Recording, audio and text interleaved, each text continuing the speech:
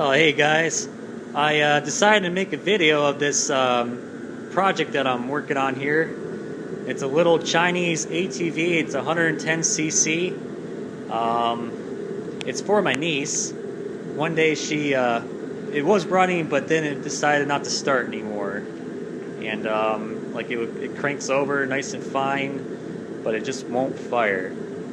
And I've been working on it for a little while now, and it's just been turning into nothing but a headache because it just seems like one thing's breaking after another, and I just haven't got anywhere with it. But the reason what I'm making this video for is to see if, whoever's seeing this video, if I'm doing something wrong or has a suggestion that you could tell me about it, and maybe it'll help me get this thing going again, because I'm kind of running into like a couple roadblocks here. But anyways, I'll show you what I got going on. First of all, I thought it could have been an electrical problem, because I was thinking maybe I wasn't getting any spark, and one time when I took the plug out, I didn't see any spark there. I'll show you here where the plug is. Here's the plug. I replaced the plug. So what I did was of course, take this out, and then I unscrewed the spark plug here. I put it back in the spark plug boot, and then I grounded it to the cylinder head right here. Cranked it over, and I saw spark, so okay, I'm getting spark, I'm good there. So that must mean that my ignition control unit, which is this, where these two wires are coming out, it's good. It's sending spark to here to the plug. And then I also thought maybe my CDI box was bad, which is, I believe, over here on this particular one. But this must be working because it's sending a charge to the ignition control unit. So I know that this is working. Here's a fuse right here. It's a little fuse inside of here. That's good. I checked that. Now, I have one question for you guys back here. This thing, I'm not really exactly sure what this is. I don't know if it's a fuse or not, but as you can see, there's a wire coming in from the back, and this thing right here, it just pops off. I'm not really sure what it's for. You can kind of pull it off here. Here, I'll pull it off for you guys. And it's this black cap. And then if you look inside of here, it's nothing but like a little, I don't know what you would think. It's like a little button thing. So I guess when you put that black cap back on there, it pushes that button in. So I don't know if that's some type of I don't know if that's some type of switch of some sort. I don't know what it's really for. I mean, every time when I try to start this thing, of course I have this black cap on there.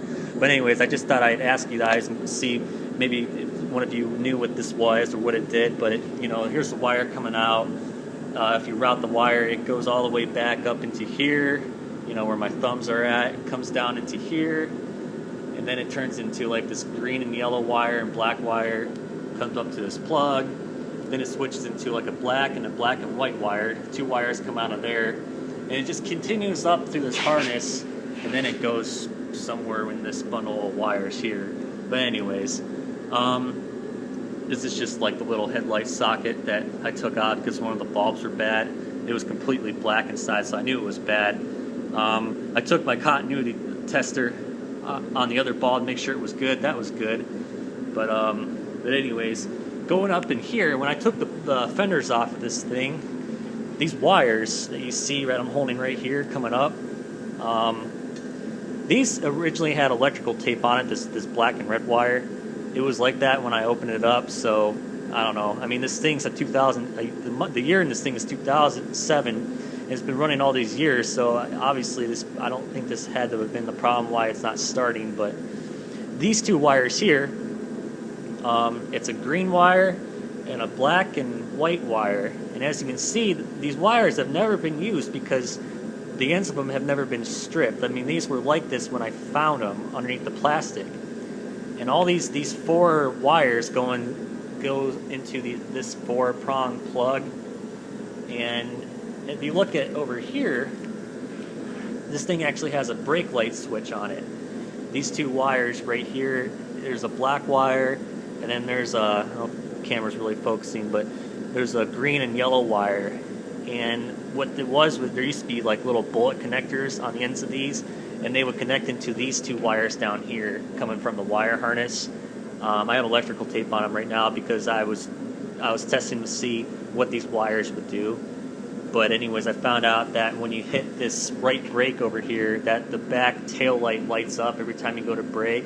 And also, it acts like the starter. So on this particular four-wheeler, you can pull the brake in and hit the start button and it'll start. You could do it either with this brake handle or your one over here where your kill switch is.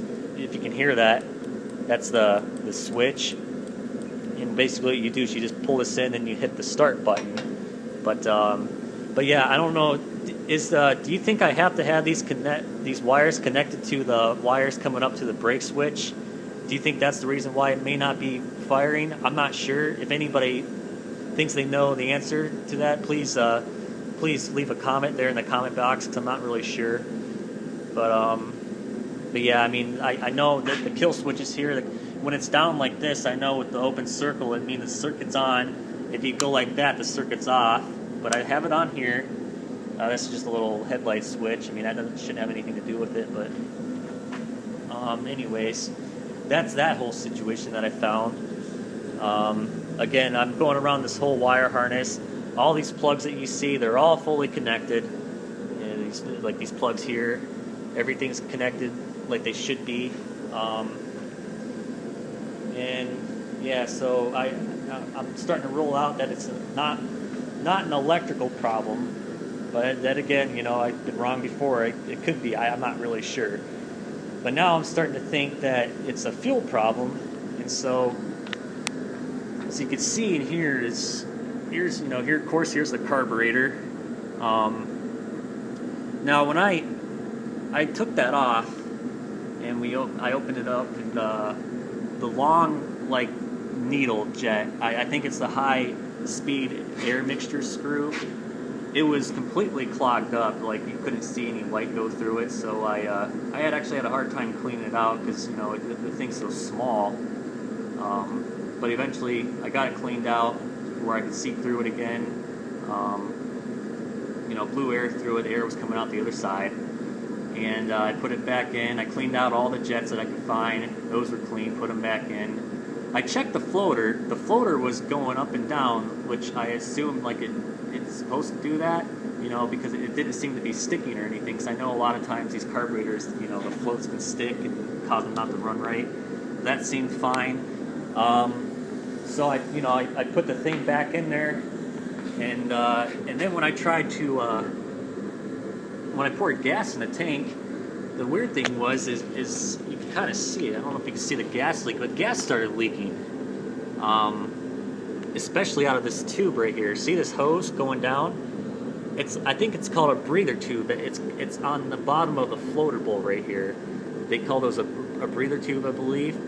And they're supposed to be there. That's how I found it when I got the machine. I mean, my other two four-wheelers have the same thing. I think they just act like in a way where the carburetor has some type of ventilation system. I think that's what it serves some type of vent for the carb or something. But anyways, it started leaking hardcore out of that, and then it stopped leaking and then there's still gas in the tank. So I'm thinking maybe the float in there is causing it to do that. I'm not sure. I'm seeing what you guys would think about that, whether if it's a float problem or something. I'm not really sure. But anyways, I put the jumper cables on the battery here, cranked it over, and I also sprayed some starting fluid in the air intake here to give it a boost.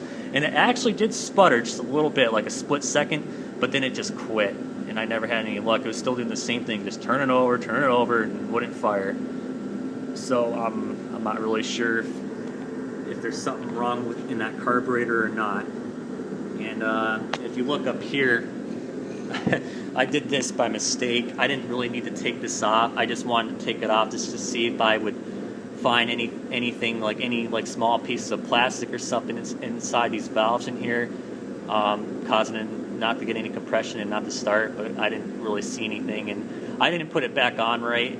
and then what happened was the aluminum piece, the cap that went back on here broke, so I have to try to find another one to put back on. But and that, you know, that's why you see all that oil down there, because every time when I crank the engine oil over, the engine oil comes up and it spews out of like these studs sticking out of here, and that's why you see that. But yeah, anyways, I took this cap off here, this intake valve cap, and there's one underneath here. I don't know if you can see this, but underneath the valve head right here, this other cap, I took that off.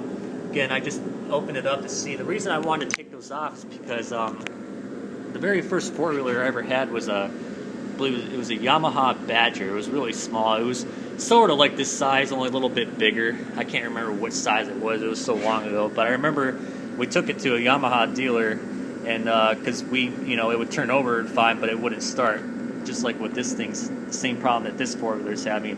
And what it was it was a tiny little piece of plastic that was inside the exhaust intake, causing it not to start. And that, I figured maybe a little piece of plastic from the fenders on this thing or something got in there somehow. I'm not sure. Anything's possible, right?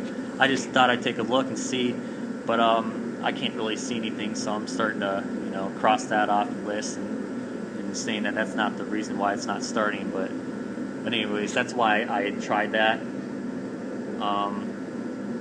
But yeah, I'm thinking it's probably maybe a fuel problem. Again, I'm not really sure. The throttle up here, it came loose on me, so I have it like this. So every time when I try to start it, I pull on the cable to let the fuel through the carburetor when I try to crank it over, because otherwise the fuel door in there is just completely shut, so I have to pull on it. But anyways, that's why it's like that. And yeah, that's pretty much everything that I can think of. But yeah, I'm gonna keep messing around with it, and like I said, if anybody's watching this video, if they see anything that they think is wrong, or maybe something I'm missing, please tell me in the comment box. Leave a comment there and tell me what you think. I really appreciate that. I'm just trying to get this going for my niece here as soon as I can, so she can start riding it again. And yeah, so all right, well, that's pretty much everything. Thanks for watching, and hopefully I'll get this thing going.